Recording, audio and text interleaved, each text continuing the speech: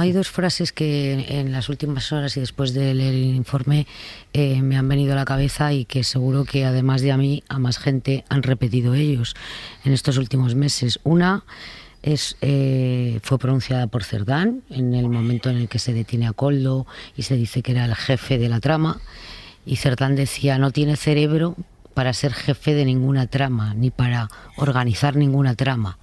Bueno, lo que revelan los audios no solamente es que tenía cerebro, sino que en algunas ocasiones era el propio Koldo quien daba instrucciones al ministro de lo que hacía que hacer, de lo que tenía que hacer al ministro, claro, al ministro Ábalos.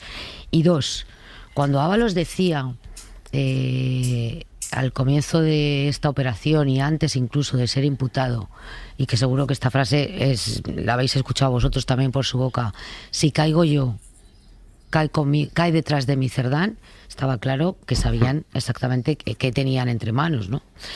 Y luego ayer... Mira, escucha, un segundo, Palomera, pero sí. Es que después de oír los audios de hoy, es que escucha lo que decía Ábalos la mañana en la que conocimos la detención de Koldo. Escucha el cinismo de Ábalos. No tengo ni idea, o sea, es que me he enterado ahora, ¿no?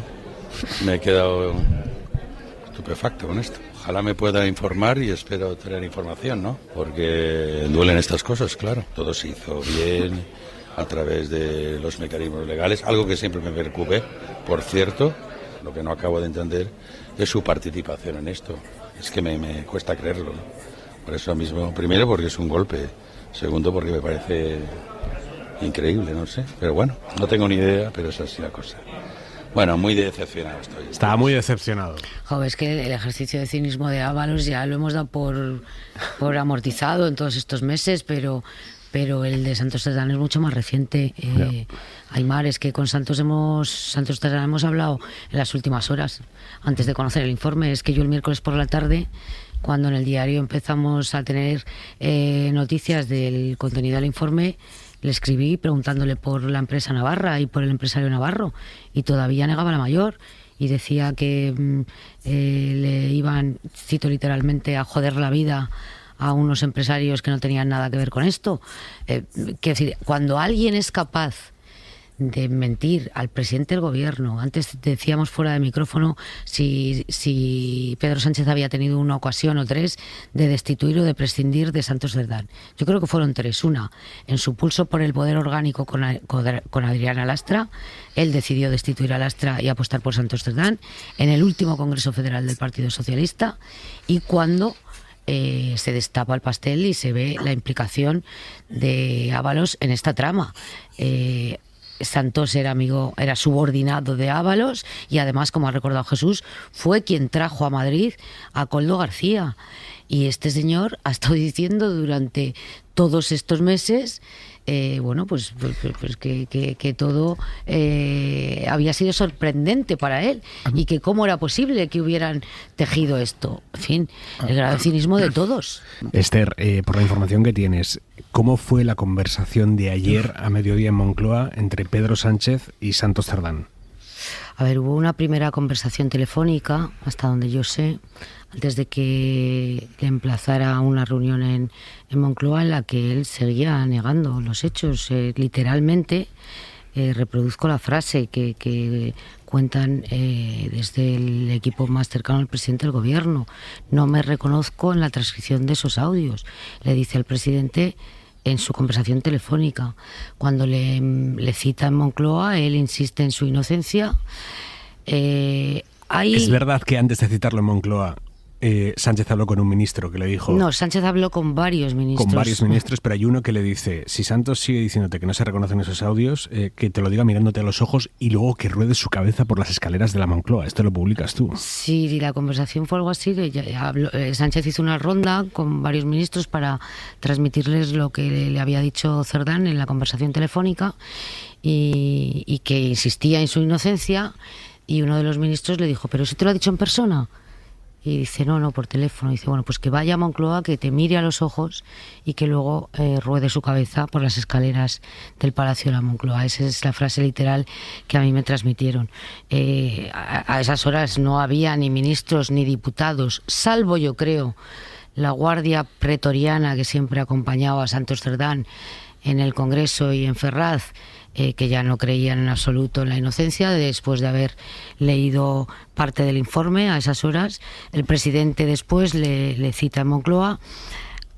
Hay fuentes que sostienen que Santos Cerdán se resistió inicialmente a presentar la renuncia, pero a mí me dicen que no, que cuando salió de la calle Ferraz, camino del Palacio de la Moncloa, él iba ya dispuesto a presentar la renuncia, que le pidió de inmediato el presidente del gobierno.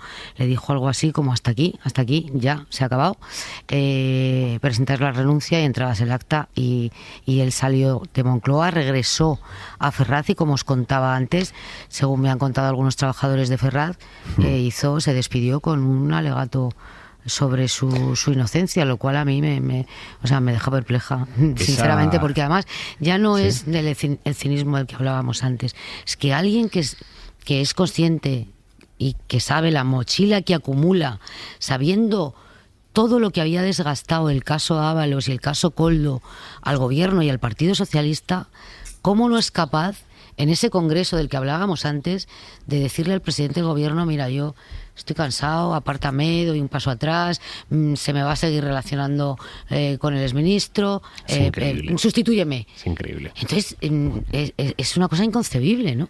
Mira, esa frase que dices que Santos Cerdán le dijo al presidente, no me reconozco en esas transcripciones, es literalmente la misma frase que Ábalos le dijo a nuestro compañero Miguel Ángel Campos el miércoles por la noche, unos minutos antes de que contáramos lo que decían esas transcripciones. Exactamente lo mismo. Pues igual la tenían acordada y todo.